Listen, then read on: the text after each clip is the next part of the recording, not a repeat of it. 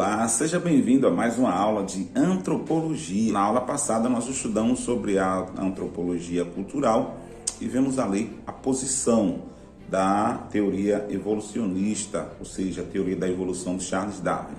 E aqui nesta aula nós vamos ver o que diz a palavra de Deus sobre o homem.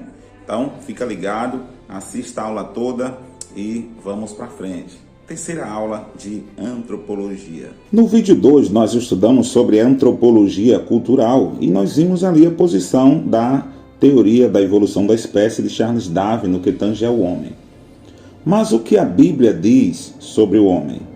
Verdadeiramente, para aqueles que são cristãos, a Bíblia é a única regra de fé e prática, sendo ela o manual dos seres humanos e sendo ela também digna de irrefutável argumento. O homem não pode questionar as Escrituras, pois sua autoridade está acima até mesmo da própria compreensão do próprio homem.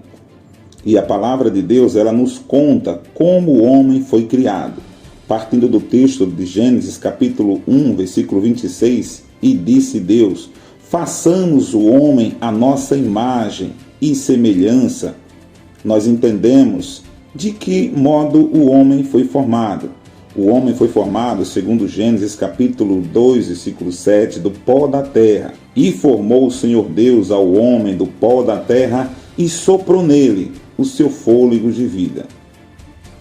O homem, segundo a palavra de Deus, está dividido também em três partes: em espírito e alma e corpo, como consta lá no livro de 1 Tessalonicenses capítulo 5, 23, que é assunto de nós estudarmos mais adiante. Deus criou o homem, segundo a palavra de Deus diz que foi criado de forma perfeita. Eclesiastes capítulo 7, versículo 29, que diz: eis aqui o que tão somente achei, que Deus fez ao homem reto, porém eles buscaram muitas astúcias.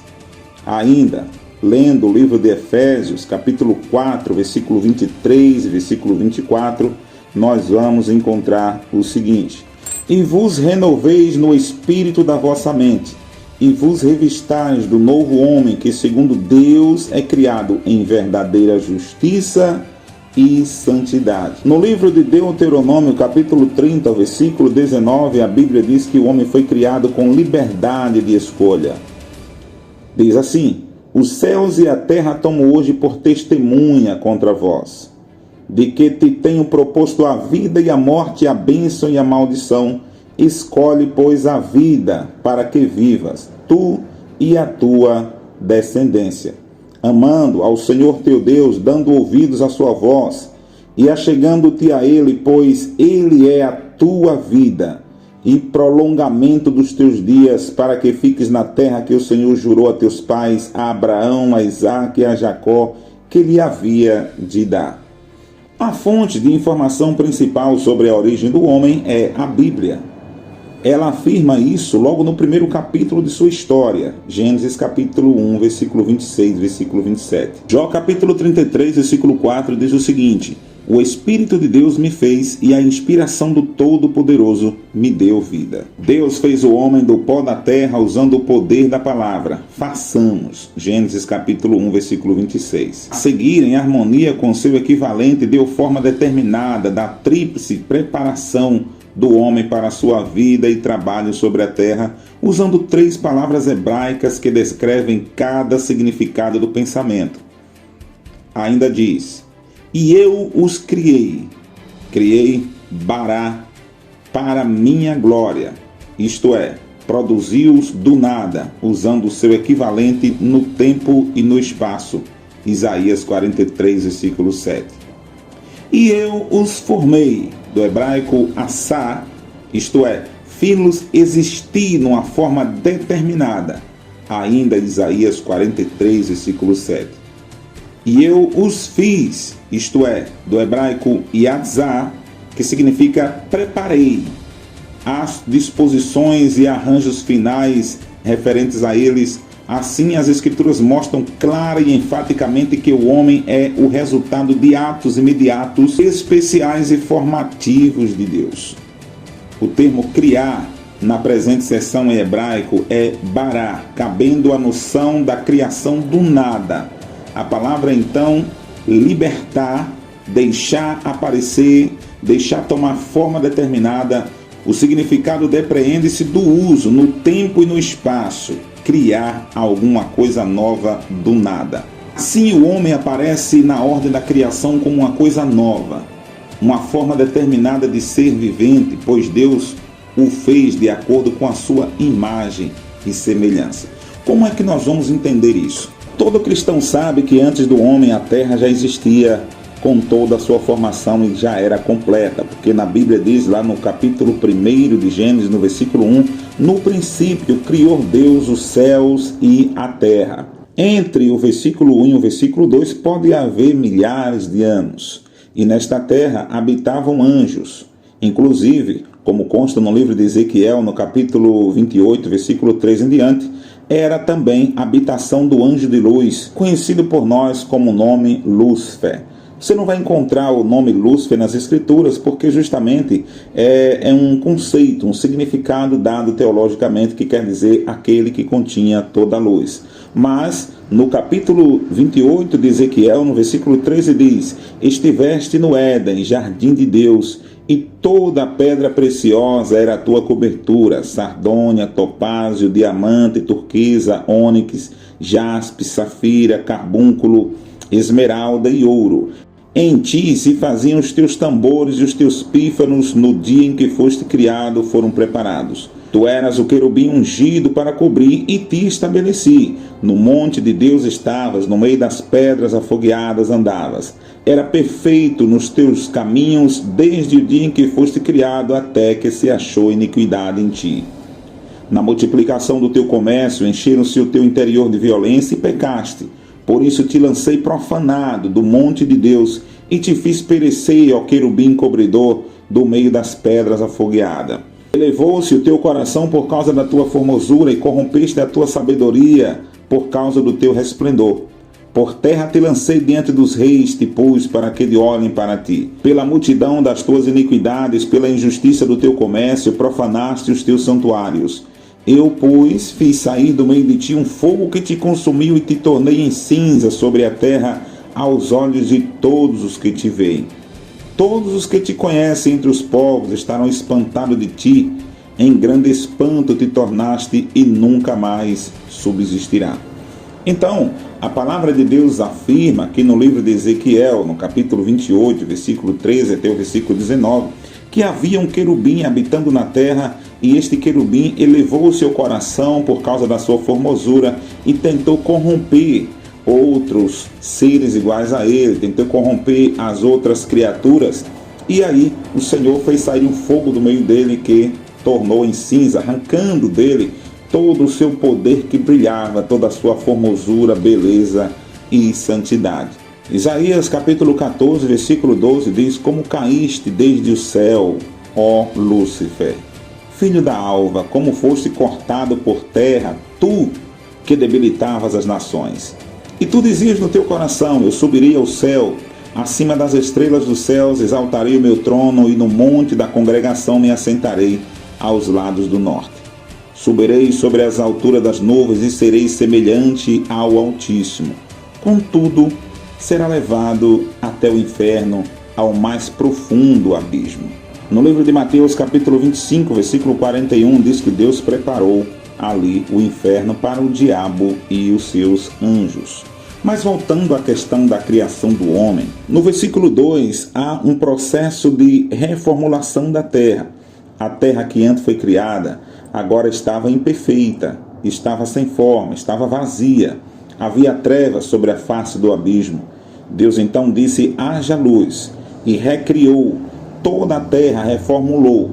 Deus então faz agora uma nova terra, prepara a natureza, os animais, e depois, para a surpresa de todos, ele diz: façamos o homem à nossa imagem e conforme a nossa semelhança. Os habitantes que tomariam agora posse da terra seriam, na verdade, não mais os querubins, não mais o anjo, mas agora o homem. a obra-prima de Deus. No livro de Gênesis, capítulo 1, versículo 26 em diante, diz: E disse Deus, façamos o homem à nossa imagem, conforme a nossa semelhança, e domine sobre os peixes do mar, sobre as aves dos céus, e sobre o gado, e sobre toda a terra, e sobre todo réptil que se move sobre a terra. E criou Deus o homem à sua imagem, a imagem de Deus o criou, homem e mulher os criou. E Deus os abençoou e disse-lhes: frutificai e multiplicai-vos, e enchei a terra e sujeitai-a, e dominai sobre os peixes do mar, sobre as aves dos céus e sobre todo animal que se move sobre a terra. Ou seja, Deus criou o homem para agora então dominar e governar e liderar a terra e toda a sua criação que existia no planeta. Isso causou, de certa forma, uma espécie de ciúme e ódio pelo homem no coração daquele que antes era o administrador da terra, ou seja, o antigo querubim ungido. Quando você lê a Bíblia no livro de Gênesis capítulo 3, você vê então agora a serpente entrando no jardim e, já que não podia governar a terra, ela queria então agora governar o coração do homem, ou seja, Satanás entrou no coração do homem através do pecado, para então assim poder governar a terra. Mas esse é um assunto para outra hora, para outra disciplina. Vamos continuar com o nosso estudo. Quem é o homem? Há séculos, Sócrates, filósofo grego, de grande projeção até nossos dias, escreveu por cima da porta do templo de Delfos: conhece-te a ti mesmo. O homem sempre se preocupou em conhecer algo sobre si mesmo, sua origem, a razão da sua existência, seu destino, e assim continuamente. A Bíblia ensina que Deus fez cada criatura segundo a sua espécie. Ele criou as suas várias espécies e as deixou para que se desenvolvessem e progredissem segundo as leis do seu ser. O homem se distingue das criaturas inferiores por ter sido criado à imagem e semelhança de Deus. O Senhor tem um plano especial para cada criatura, especialmente para o homem, que é a coroa da sua criação. E o que a Bíblia diz sobre o homem? Diferentemente da teoria da evolução de Charles Darwin, a Bíblia diz que o homem é criatura de Deus, feito à sua imagem e semelhança, eterno e não um simples animal racional. É fruto do poder criador de Deus e não consequência da evolução de células vivas, como ensinam os evolucionistas. Deus o criou quando não havia ser semelhante na Terra. Muito embora o gênero humano seja frágil do ponto de vista físico relativo a outros animais, sua tríplice construção torna-o, entretanto, infinitamente superior, pois nele habitam a alma consciente que clama pela comunhão com Deus. O homem, na verdade, tem um corpo feito do pó da terra, como a Bíblia diz, mas Deus soprou nas narinas o sopro de vida. Dessa maneira, dotou-o de uma natureza capaz de conhecer, amar e servir a Deus. Por causa dessa imagem divina, todos os homens são, por criação, filhos de Deus.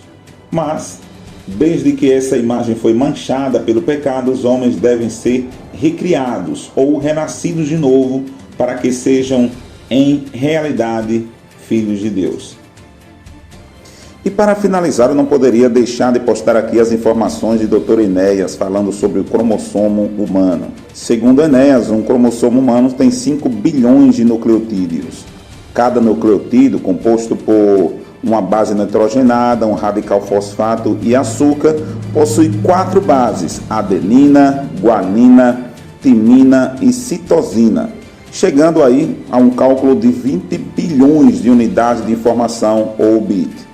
Uma letra tem uma média de 6 bits, então conclui-se que, dividindo 20 bilhões por 6, temos aí um cromossomo humano equivalente a 3 bilhões de letras. Calcula-se então que em uma palavra, em qualquer língua tendo 6 letras, dividindo 3 bilhões de letras de um cromossomo por 6, teremos então em um cromossomo 500 milhões de palavras. Se uma página tem em média 300 palavras, conclui-se que para descrever um cromossomo seriam necessários 1 milhão. 600 mil páginas. Sabendo-se que um livro tendo em média 500 páginas, seriam necessários então 4.000 livros de 500 páginas, mais ou menos, para descrever um cromossomo humano. Porém, em cada humano tem em média 46 cromossomos. Conclui-se então que para descrever a média de informação necessária dos cromossomos humanos, seriam necessários 184.000 livros de 500 páginas. Posso aqui concluir então que o homem não é resultado de uma evolução, mas uma criação perfeita de um Deus perfeito. Até a próxima aula. Ok, espero que você tenha gostado dessa aula e até a aula 4 de antropologia, que ainda vai sair esta semana, ok? Bons estudos!